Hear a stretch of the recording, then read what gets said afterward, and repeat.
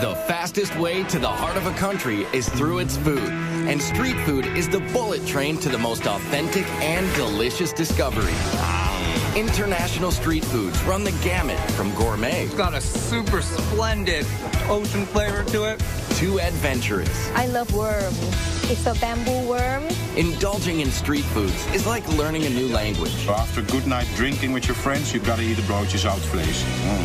And once you try it, there's no going back.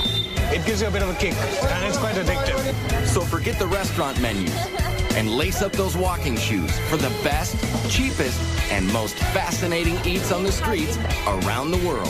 Hi.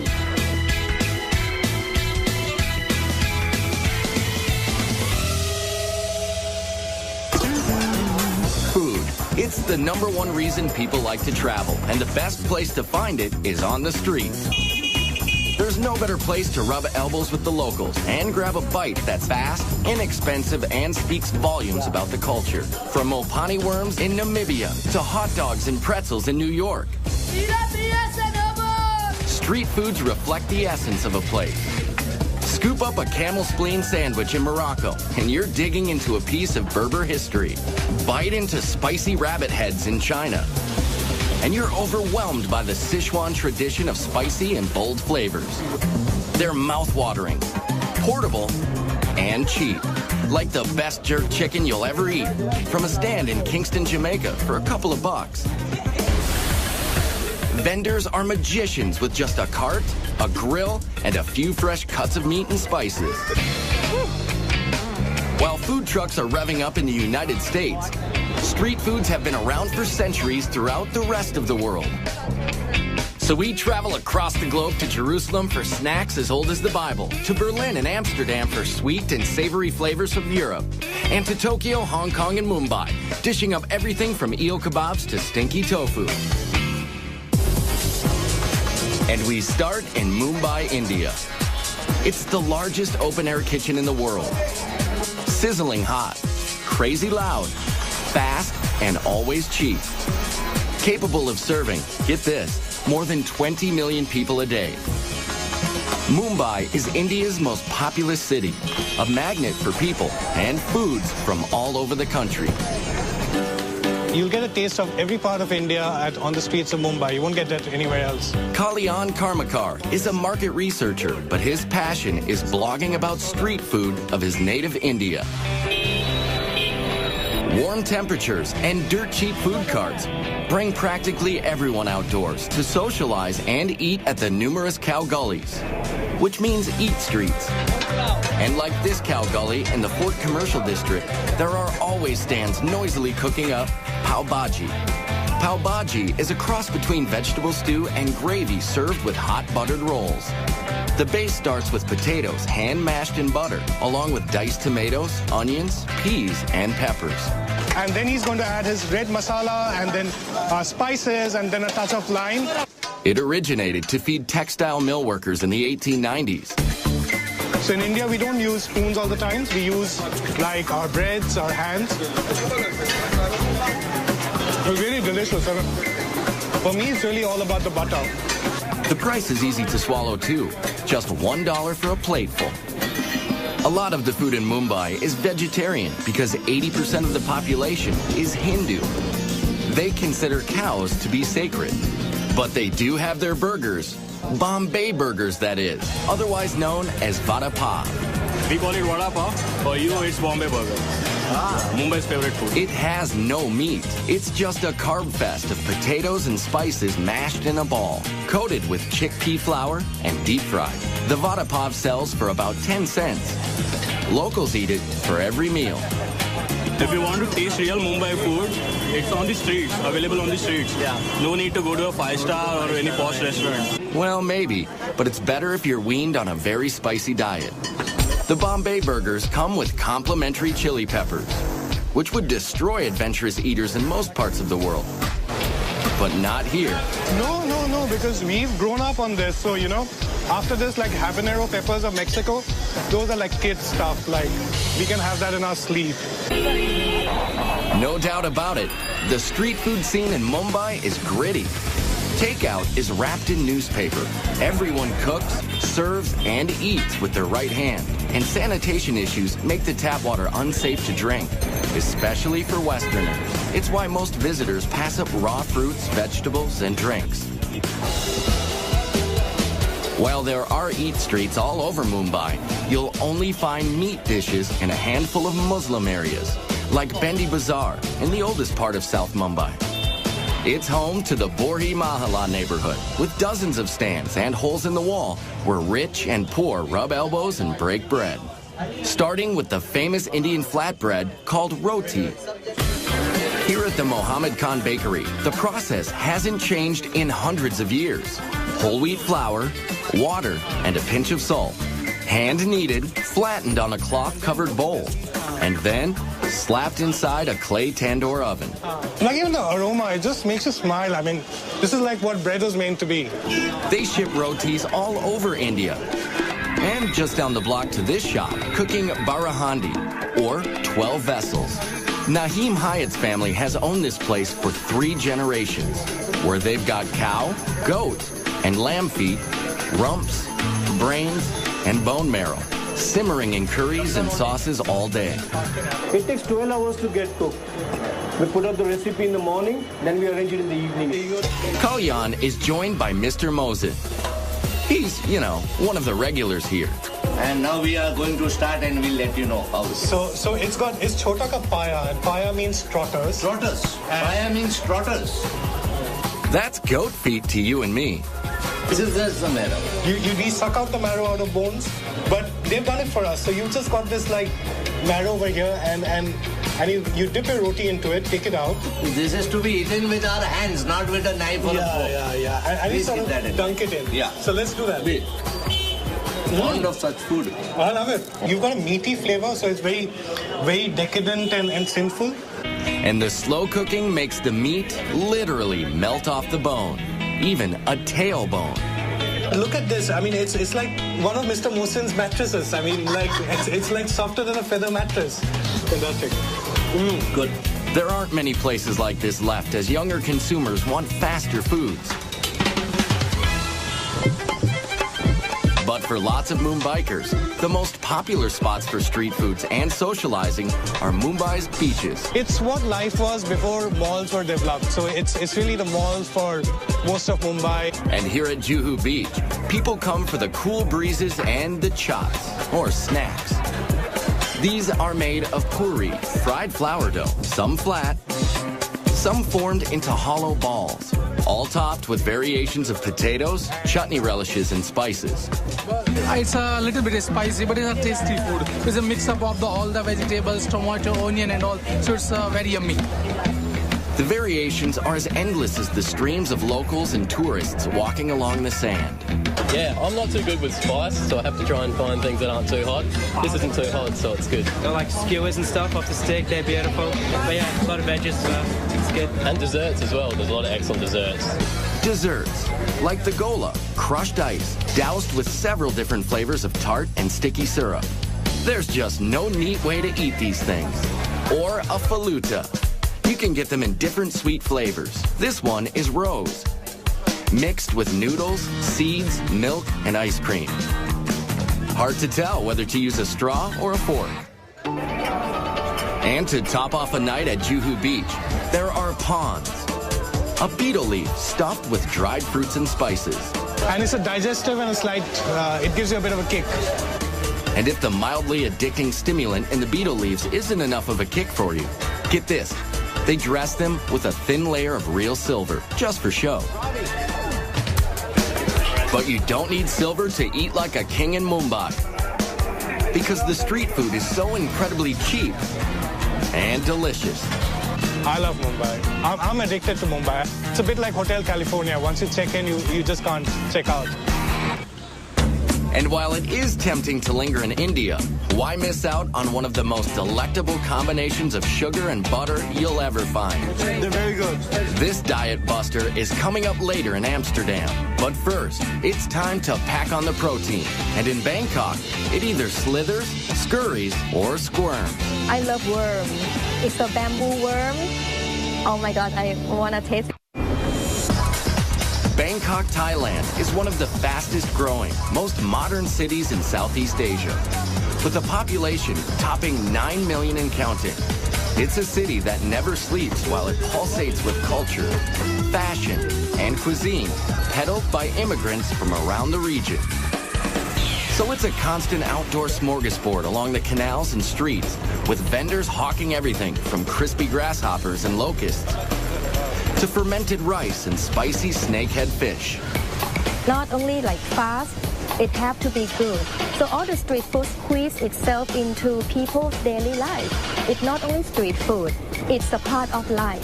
Nim Korokat is a travel and food writer who can't wait to get home to Bangkok after business trips. And I'm just fall in love with food because what Thai people love so much, I'm just ordinary Thai. We love food. They love food so much, locals eat multiple small meals all day and all night. It's always a party on the streets. Starting with seafood sold from boats along the canals that crisscross Bangkok. Here at the Tailing Chan Floating Market, sellers paddle up with fresh fish, portable grills, and spicy fixings, all on their boats. This is absolutely the best place to find the food in a very unusual atmosphere. Today's catch? Prawns, mussels, and snakehead fish. With traditional Thai sauce that combines sour, sweet, salty, and spicy tastes. And for a finishing touch, homegrown basil leaves. And the Thai know how to cook with heat. So good! Spicy! But if you're from, say, Italy, it may be more excitement than your mouth can handle. Yeah, it's very spicy. Everything is very spicy. We are not used to spicy food. But this British couple says they'd rather eat papaya salad and pork satay here than at any restaurant. And why not, when this meal costs less than $3? Oh, you can't beat the street food. It's cheap, it's authentic, it's tasty. I mean, the seafood just comes from the waterways. It's just amazing. You live like a king here for no money at all. Delicious. Vendors near the Royal Palace sell fermented rice and lotus leaves, coconut ice cream, and coconut milk, served in the source. Very fresh, very good. Yes, yes. Coconut, coconut! Thailand is one of the world's top coconut growers, and they use it in a lot of native dishes, including their favorite curry dishes. Meat and veggie curries are street stand staples all around Bangkok. You can see 20 different varieties at the Nong Leong Market, where downtown workers come for a fast, hot lunch. And what's cooking for dessert here? Steamed rice crepes, stuffed with pork minced with peanuts and shallots.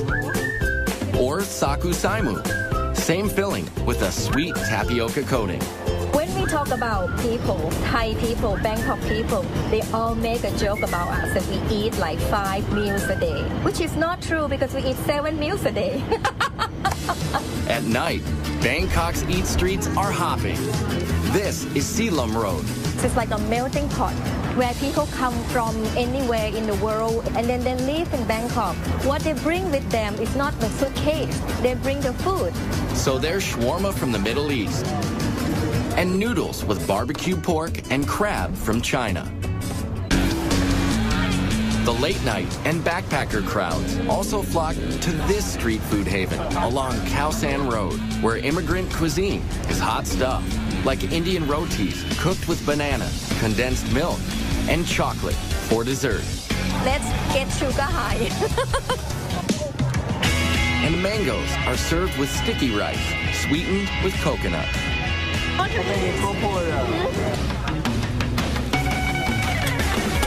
And it wouldn't be Thailand without pad thai.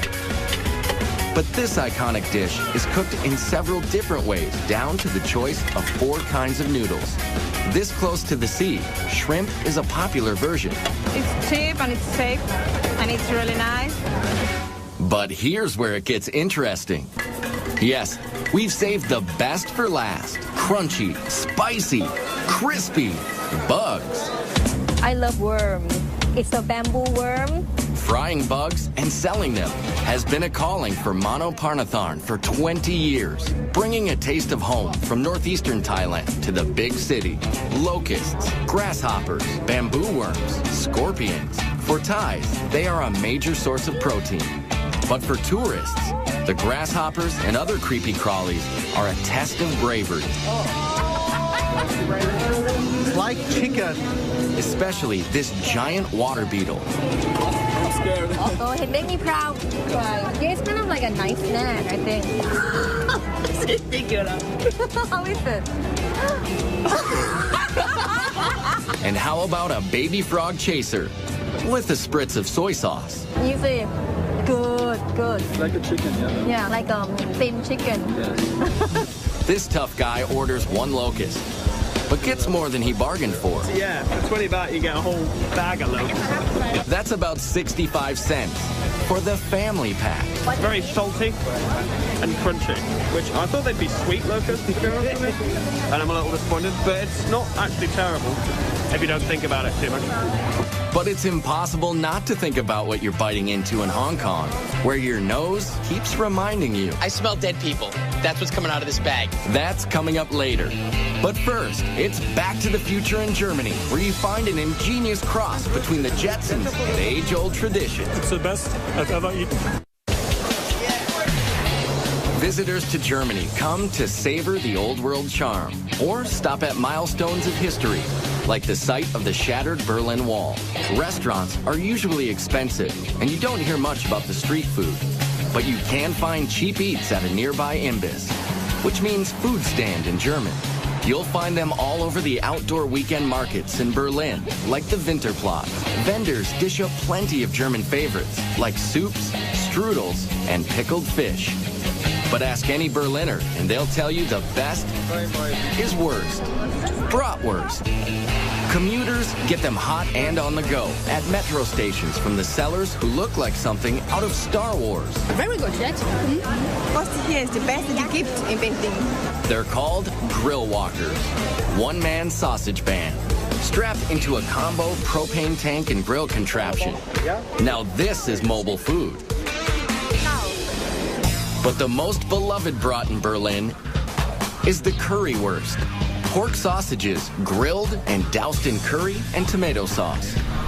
And one of the most famous currywurst joints is Curry 36, where you can eat inside or out. But most currywurst is grab and go. I asked them where you can get the best currywurst in Berlin, and they told me Curry 36. So I'm here now to taste, and it's great. Urban legend has it that in 1949, a German housewife traded liquor to British soldiers for the hard-to-find curry spices. She cooked up the cheap but filling dish. This meal deal is less than $4. Oh yeah, really good. Over the years, Germans have acquired a taste for Mediterranean fare brought by Turkish immigrants like this modest guy. Come to Mustafa's Kreuzberg, Berlin City. Richtig. Best kebab in town. Doner kebabs are like heroes, an oversized sandwich made of pressed spiced chicken, veal, or lamb, sliced paper thin and piled high with veggies and a pita, all for about $4. I love kebab, yeah? Before, I don't found a good kebab, and I think I must make the best. Food writer Steen Hansen agrees. Got lovely meat here. We've got some feta cheese, onions, salad, some pieces of potato. Just delicious. And if you're on the hunt for another European street food adventure, head west to the Netherlands. Amsterdam is known as the Venice of the North because of its canals and seafood. We eat the shrimps, we eat the eel, we eat herring. Boy, do they eat their herring. Vandaag voor u wel. Dutch foodie Francis Broekhuysen gets his fix at Doppermarkt Street Market.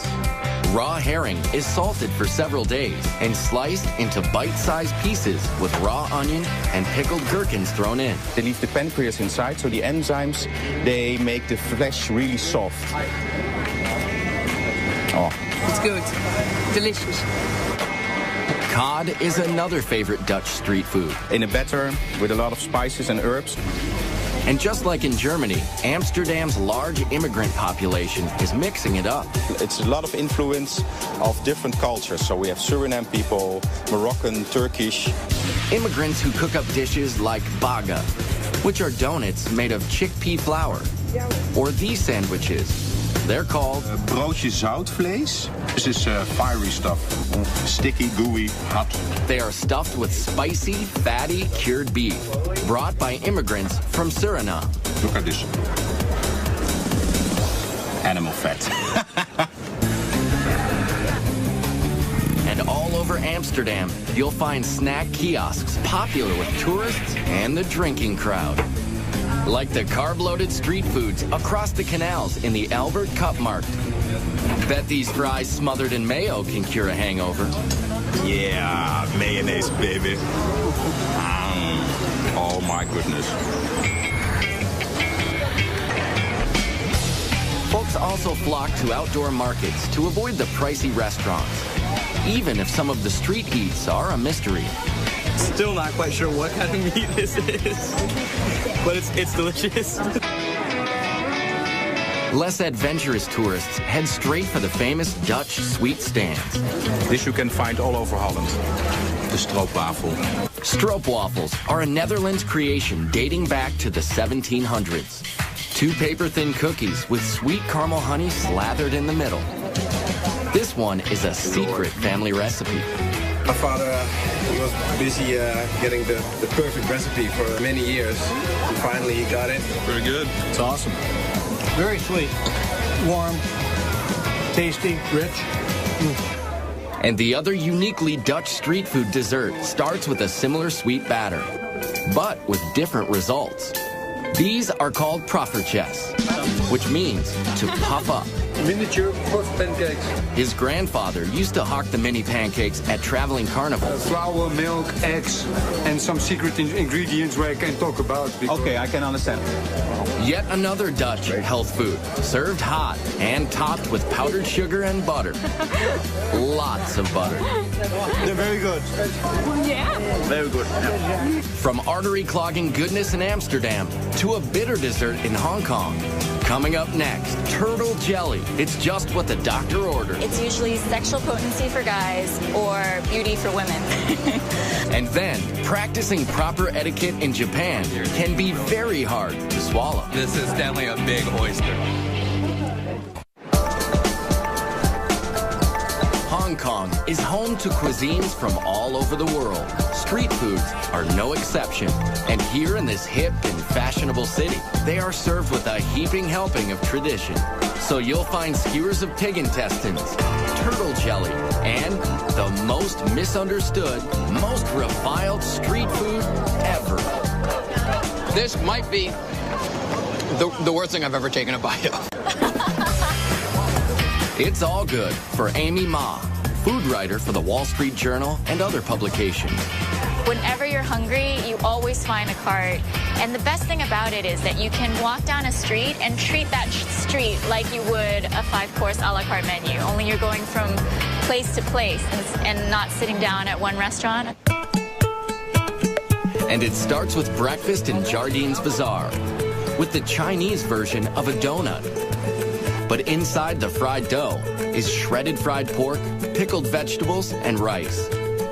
The rice ball donuts are served with warm soy milk mixed with more fried dough. It's like a bread pudding soup that's less sweet and better for you. This would be like your ham and eggs and hash brown combination equivalent here in Hong Kong. The combo costs about $1.50, and it has the typical blend of savory and sweet, yin and yang. Very good. Of course, tea is very big in Hong Kong culture, both cold and hot. Especially the very strong, very old silk stocking tea, which gets its name from the stocking used to strain the tea over and over again. Not to worry, the stockings haven't been worn, but the tea packs a punch, which is why it comes with lots of condensed milk and sugar. Wow! One of the most beloved street snacks in Hong Kong is the egg or custard tart. With just a hint of sweetness, they're habit forming. It's kind of like a flan, creme brulee, and the best pie crust you can think of, all rolled into one. People argue about whether the British or Portuguese introduced egg tarts to Hong Kong. But this treat is pure Chinese. They call it a 1,000-year pastry because inside the flaky crust is a gooey black egg preserved for months in a mixture of clay, ash, and lime. Then it's coated with sweet bean paste and ginger. So preserved eggs and ginger are a classic combination. It's like peanut butter and jelly. It has a gelatin-like texture to it, so it's almost like a gummy bear inside. The Chinese make up 90% of Hong Kong's population. In the Mong Kok district of Kowloon, there are lots of sidewalk cafes serving noodles and dumplings with plenty of internal organs. You get a lot of great street food stalls that will be a little more authentic. You'll start to see pig intestines or things that, you know, might make the typical tourists a little squeamish. You'll see that all the time in Mong Kok. Things like squid tentacles, spicy beef stomach, and yes, pig intestines on a skewer. They may be local favorites, but tourists find them tough to chew and even harder to swallow. Right? It smells like sulfur, yes, it does. Which kind of smells like poop, which is exactly what it is. Fantastic. I'm not making out with anyone tonight. You can cleanse your palate and more with traditional medicines. They play a big role in what the Chinese eat, which explains why this very bitter turtle jelly is so popular here. It's like a funky coffee jello. With medicinal foods in Asia, it's usually sexual potency for guys or beauty for women. So it's this very primitive idea of what good health is. Turtle shells are broken into little bits and stewed for about 9 hours. When it cools, the thick collagen in the shell turns to jelly. It takes a liberal dose of sugar syrup to make this medicine go down. But the real test of just how far you're willing to go for authentic Hong Kong street food begins long before you lay your eyes on it. It's called stinky tofu. The smell is horrible. And just one whiff is enough to send tourists running the other way. Try a little bit. No. It's actually really rare to find these on the streets these days. A lot of the stands have been outlawed because it just smells so bad. This tofu soaks in rotting vegetable matter for several months. And then it's fried and served with a dribble of hoisin sauce. Dead people in my mouth right now. And seriously, most tourists won't go near it. It's really not that bad. But a couple of our crew members were willing to taste one for the team. That's horrible. You just can't breathe while you're doing it. And that's the adventure of eating street food in Hong Kong. Some foods just can't cross the cultural divide, but that's all part of the fun. Coming up next in Tokyo, it's all about freshness and technique, where minding your manners can be one hot proposition. Then, an age-old ingredient in Jerusalem cures everything from aches and pains to wrinkles. You'll become more beautiful boy. Eating in Japan is all about art and etiquette, down to the smallest of street food stands and the grittiest of neighborhoods. Like the stalls around the Tsukiji Fish Market in Tokyo, where everything is immaculate and fresh. Yes, Tsukiji Fish Market is the most famous and biggest fish market in the world. Here you'll find every kind of fish and seafood imaginable. Much of it served raw. The sushi is definitely the freshest in the world. Yasuhisa Chiba, a culinary student whose family is in the seafood business, says it's that obsession with freshness that sets Japanese street food apart. Like this rice bowl, loaded with raw fish for about $15, about a third of a restaurant price. This is a donburi, or a sashimi over rice. Very popular around here because everything is in one place. Very rustic, easy to eat, and inexpensive, but super good. This squid is looking absolutely delicious. So is the raw tuna and whole shrimp. The uninitiated only eat the tail. Those in the know also go for the head. Brains, it's what's for lunch. It's got a really hearty umami flavor, nice and rich, not too salty, not fishy at all. You hear the word umami a lot in Tokyo. It's used to describe a savory, earthy taste. Here at the Tsukiji Fish Market in Tokyo, it's a point of pride to handle raw fish as little as possible, because heat from a person's hand can spoil it. Yes, Japanese people love healthy food. They like simple preparations that don't mess with the product at all. This is about as basic as it comes. Unagi, or freshwater eel, grilled to perfection. In the summer, it's very popular to eat because it gives you strength and stamina. Unagi has great fat content to it. It's real moist, real rich. It's basted in a subtle mixture of soy sauce, sugar, and mirin, which is a sweet sake. There's nothing subtle about the stand next door, selling giant raw oysters. Look how huge that is. Protocol dictates you've got to swallow it whole, no matter how big it is. This is definitely a big oyster.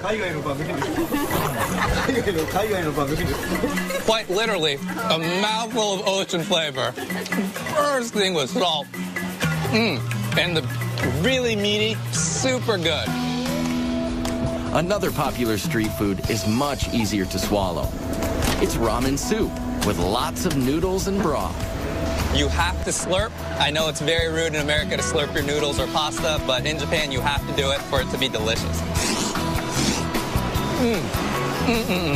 There are a lot of rules you need to know when eating in Japan, like how to bow to your server, how to add wasabi, when to pick up food with your fingers, and yes, the right way to slurp soup.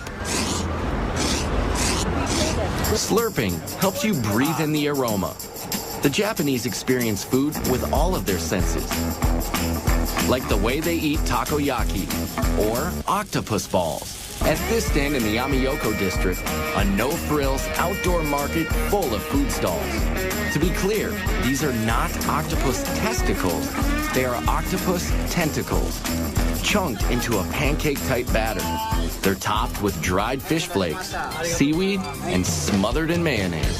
The rule is to devour them straight from the fire. It's like eating hot lava. Not an overwhelming octopusy taste. It's a lot of hot batter and the nice sauce that's on there. Tokyo is not like Mumbai or Bangkok, which have food stands all over. Here, you have to know where to look, like the Asakusa district. The street leading up to the oldest Buddhist temple in the city is lined with old-time vendors, serving up traditional treats, like marinated seaweed. It's not overly salty, it's not overly powerful, just got that nice umami flavor, and it's very healthy, you can tell, but it's delicious. Now, this guy spends hours scraping the kelp and soaking it in vinegar. This just might be an acquired taste, according to these Australians. I think it'd be interesting in soup or in steaks rather than just by itself. Though they love their seaweeds and creatures, the Japanese could not survive without rice. We use rice for everything. It used to be used as currency, and not only do we eat it for every single meal, it's used to make sake, shochu, desserts. Desserts like these, kibi dango. They're balls of sticky rice pounded and coated with sweet bean powder. There's senbei, a dry, crunchy rice cracker. This one is a wasabi seaweed flavor. It's cool to watch how they grill them in the back. And this woman transforms rice crackers into something you'd swear was meat, just by soaking and spicing it. If you told me that it was a beef intestine or a tripe, I might believe it. Nope, it's really rice crackers. And after a long day of eating, it's sake time, which, by the way, is also made of rice. After dark, the working crowd heads here, Yakitori Alley, under the downtown train tracks. Yakitori are bite-sized pieces grilled on small skewers. 2 skewers cost less than $4. Right now I'm going to try some livers and the rear end of the chicken. There's been a head-to-tail trend in Japan for centuries, and they're always scrupulous about food safety and cleanliness. Just from hearing its tail, you might think it's disgusting, but this is really good. Or stick your skewers into these morsels: pig's head, chicken thigh, heart, or cartilage. It's fatty, a little bit fatty taste. It's not it's not unpleasant at all, actually. It seems to be quite crunchy and crispy. It's good, actually. Never thought I'd eat it, but I'm eating it. The heart is excellent as well. It really is good. Jolly nice and splendid. Minimal cooking, minimal interruption from the chef. So whether it's cooked simply or simply not cooked, Tokyo street food is calling you like a sidewalk samurai with your chopsticks and skewers. Kampai! Coming up next, one of the oldest cities in the world dishes out street fare that just might hold the secret to world peace. My mouth thanks you. Thank you. Jerusalem is one of the oldest cities in the world. It's the crossroads of religious and cultural tradition from Africa, the Middle East, and Europe. Its tumultuous history can be felt in every narrow street and alley.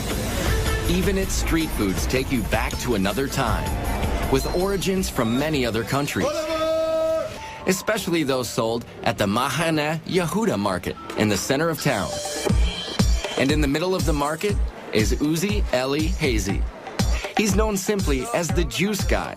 Really, he's more like a medicine man. This one is ginger with apple, in case if you are diseased or upset stomach. Israel grows a lot of fruits, so juice stands are everywhere, but none quite like this. Uzi Eli brews a concoction to cure every ailment. Dates. Dates. It makes you wake up and full of minerals and vitamins. Pomegranate, apple, and cayenne. Make the blood to run much better. We have the bitterness and the citrus of the pomegranate, and then the spiciness of the cayenne pepper. But his most prized potions are made from one of the world's oldest fruits. It's known as etrog in Hebrew, or citron in English. What you see here is especially unique in the world. 8 centuries ago, a famous Jewish philosopher proclaimed the etrog to have 70 healing properties. It's for pregnancy, for heart, for pressure, for wake up.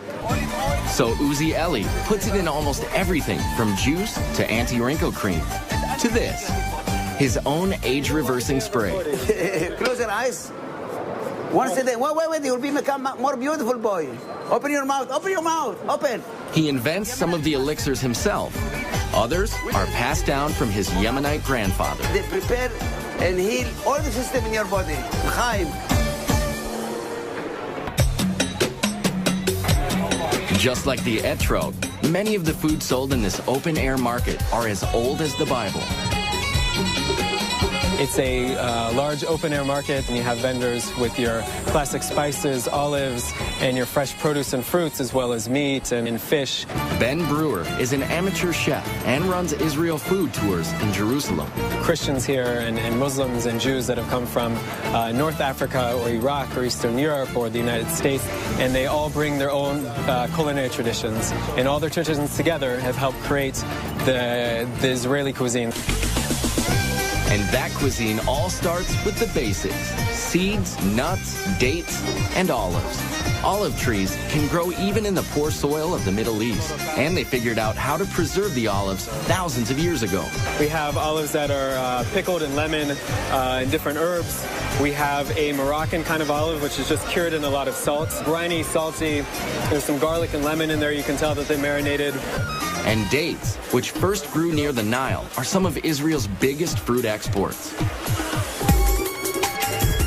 The king of this market is out hawking a dessert called halava. Amazing. The best halva in Israel. Halava is the Israeli version of a common Mideast confection. Here, it's made from a dense base of sesame paste and sugar. And then they'll add the other element, whether it's the pistachio, the cinnamon, the chocolate, the cappuccino, to give it a slightly different flavor. It tastes like sesame, but sweet, very sweet. And in a back quarter of the market, they're still baking the same breads they have for millennia. Laffa and pita, sold to stands making Jerusalem's most iconic street foods: shawarma, kebabs, and falafel. Every ethnic group makes its own versions of falafel, but they're all basically ground chickpeas and spices, molded into little balls and deep fried. It's so good, really, because also it's crispy. All of the people around the world like falafel. Kebabs also originated in the Middle East, and although many cultures have adopted them, you can't beat the real thing just outside the ancient walled city of Old Jerusalem. And at $5, the price is right. This is a part of their culture and to experience some of the country, so I think it's a good idea. And it's also cheap. Yeah, exactly. Some of it you get at restaurants is the same, I think, but just overpriced. Jerusalem is the crossroads of many cultures and religions. The Arab Quarter is just inside the walls, through the nearly 500-year-old Damascus Gate. The Shoot, or Bazaar, is a maze of ancient alleyways, selling everything from clothing to all kinds of Middle Eastern foods, like pastries and shawarma. Shawarma is made by alternating layers of seasoned meat and fat onto a vertical skewer and slow roasting it so the fat makes it moist and tender. It's the perfect food for eating on the go, and it's habit-forming. Al Eilat has specialized in chicken shawarma for 72 years. That looks really good. I'd like to order one shawarma, please. Sure. Would like to have in pita bread or in the lafa bread, the Arabic bread? Decisions. The choice of salad toppings is endless. And it's finished with a drizzle of tahina, a sesame sauce. Abed Hafiz has been cooking it all his life. It's my grandfather's restaurant. It's a burst of flavors. My mouth thanks you. This is the best fast food in the world. I love the food very much. And that's the delicious lesson found in the ancient traditions of street food in Jerusalem. No matter where you come from or what religion you practice, it's the one thing everyone can agree on. And all around the globe, street foods are bridging cultural divides. So Hindus and Muslims can break roti together in Mumbai. The Japanese can keep up their ancient food rituals even on the go. In Hong Kong, locals can still find old world foods and drink herbal remedies at stalls in the middle of a modern metropolis. And the Bangkok Eat Streets offer a melting pot of cuisines. While in Berlin and Amsterdam, you can find natives, immigrants, and tourists lining up to taste the best of all worlds at great prices, keeping alive the tradition of street foods around the globe.